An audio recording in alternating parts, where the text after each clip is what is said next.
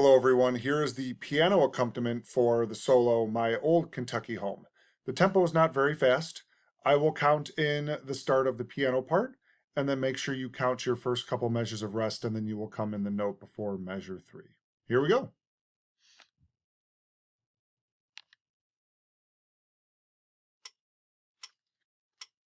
And 1, 2, and 1, 2, ready, and.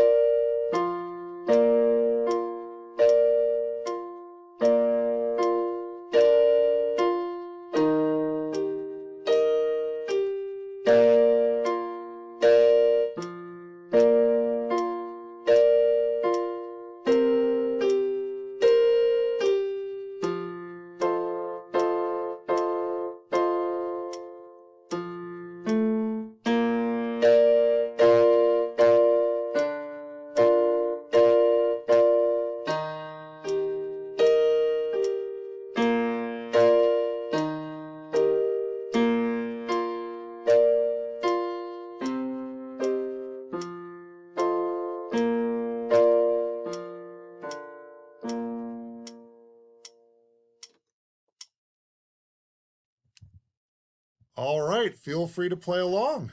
Have a great rest of the week.